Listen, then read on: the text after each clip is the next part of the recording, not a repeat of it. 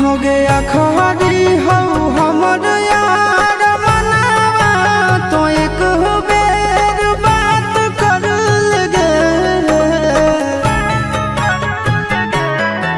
हो गया खरी हो हमर यार मनावा तो एक बेर बात कर लगे। हो गे सोना यारवा हो भरती पटनवा में आके मुलाकात कर लेगे।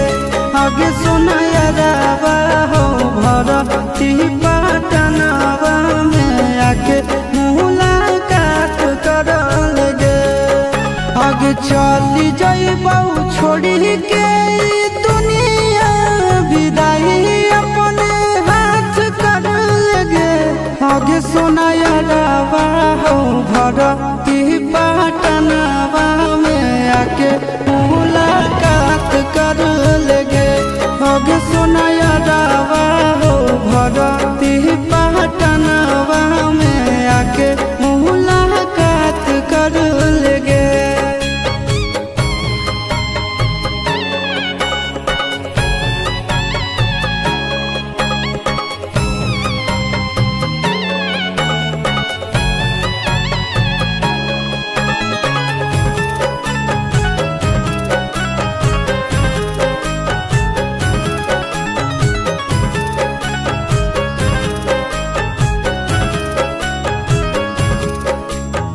मरे घड़ी पनिया पिलाई दी है जान गे।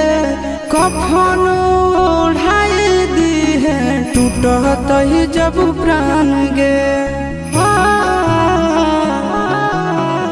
मरे घड़ी पनिया पिलाई दी है जान गे।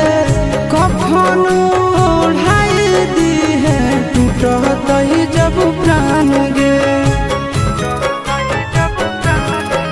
आगे हमारा से तोरा जाती प्यार होता भेंट साक्षात कर लगे।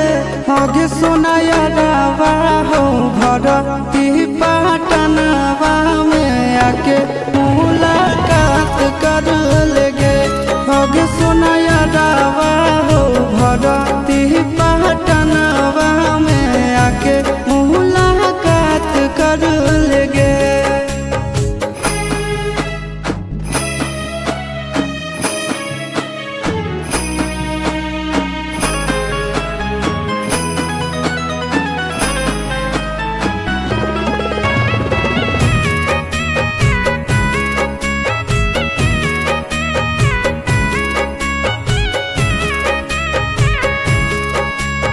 डॉक्टर जवाब दिल के बुलावा मौत के।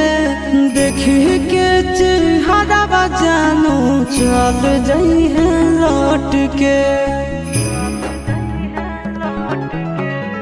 डॉक्टर जवाब दिल के बुलावा मौत के। देखी के चेहरा जानू चल जाई है लौट के।